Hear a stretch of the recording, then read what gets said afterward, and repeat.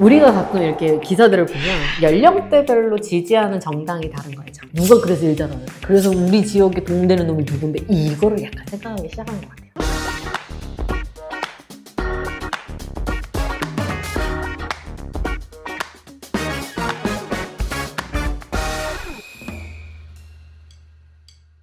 (23년) 동안 바라봐왔던 지방선거와는 다른 느낌이에요. 이유가 뭐냐면 이렇게까지 지방선거에 대해서 메인 헤드라인 뉴스에 없었던 적이 없었던 것 같아요. 이유가 뭘까? 계속 제가 보거든요. 그래서 정말 기사를 찾아봐도 어떠한 카더라가 아니라 어떠한 사실로 인해서 이런 일들이 있었다라는 정도만 계속 기사만 뜨는 거예요. 그래서 요즘은 좀 언론이 클린해졌다?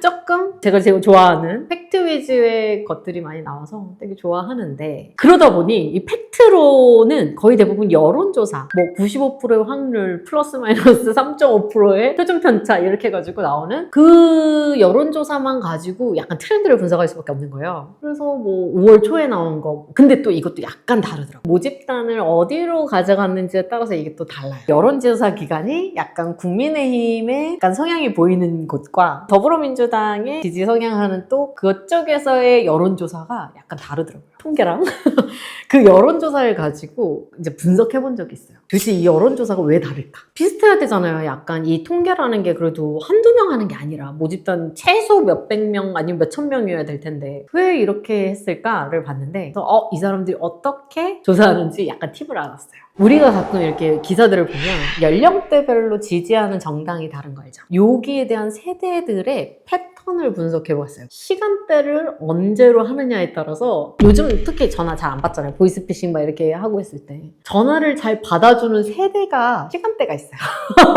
내가 그 시간대에 그 전화를 돌리면 그 응답하는 사람들의 지지 성향이 거기에 녹아 들어가는 거예요.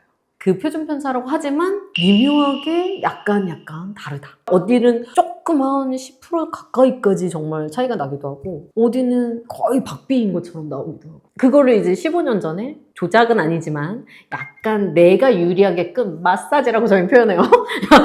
그러니까 여론조사도 마찬가지죠. 어차피 모집단을 가지고 추출해내는 방식이니까. 그래서 요거를 교집합만 봐요. 그걸로 제 확률을 때리는 거거든요. 최근에 이제 나온 말대로 이제 저는 각 지방에서의 그 여론조사들을 보면서 저희 교집합으로 이제 확률을 얘기해 볼게요. 지금 정치적인 부분에 대한 이슈가 어쨌든 거의 여론조사의 것으로만 많이 얘기가 나오고, 옛날처럼 혐오의 정서를 드러내지 않고 있고, 그리고 예전처럼 네거티브를 막 하지도 않고 있는 이 환경에 조금 달라진 환경이 또 하나 있어요. 정치인들이 내가 이런 거 잘해요를 그거를 자랑하기 시작했어요. 내가 그것도 약간 이거 달라졌다. 왜 그렇게 느꼈냐면 국민들이 이제 시선이 높아진 거예요. 옛날에는 그냥 우리 지역 출신이면 아니면 우리 학교 출신이면, 그게 아니라 요즘은 누가 그래서 일 잘하는데, 그래서 우리 지역에 도움되는 놈이 누군데, 이거를 약간 생각하기 시작한 것 같아요. 그러니까 정책 가지고 이제 드디어 얘기하기 시작했고, 그 정책으로 내가 이 지역에서 지금 뭐가 도움이 될까를 생각하기 시작한 것 같아요. 예전처럼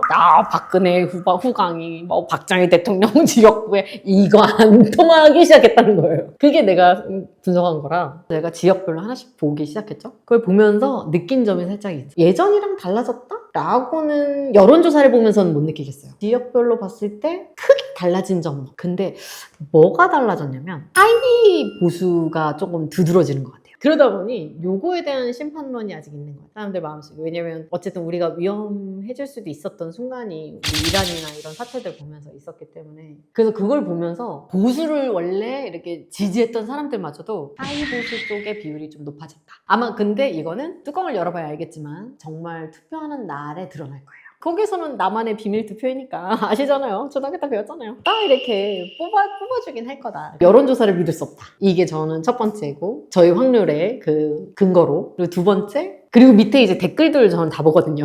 또 글 활자 중독이라 유튜브도 그 정치 관련된 밑에 있는 것들을 보면서 약간 이 사람들의 트렌드를 보는데, 거기에서는 익명성에 기댔는데도 불구하고 계엄 정국에 대한 판단에 대한 얘기들이 그렇게 크게 목소리 스피커를 내진 않더라고요. 사람들의 그 드러나는 그 성향으로 봤을 때는 국민의힘 지지하시는 분들이 지금 많이 숨어있다. 그리고 드러내지 않고 있다. 근데 어쨌든 지금으로서는 그냥 예전이랑 똑같다고 봐요. 여전히 경상도는 붉은색 물결일 거라고 생각이 들고 이쪽 전라도 쪽은 푸른색 물결을 생각하고 이제 박빙인 지역들이 이제 서울 특히 아시잖아요. 서초구부터 강남 여기 그쪽 라인들 상고는 빨간색이겠죠. 근데 나머지 수도권은 갈릴 것 같아요.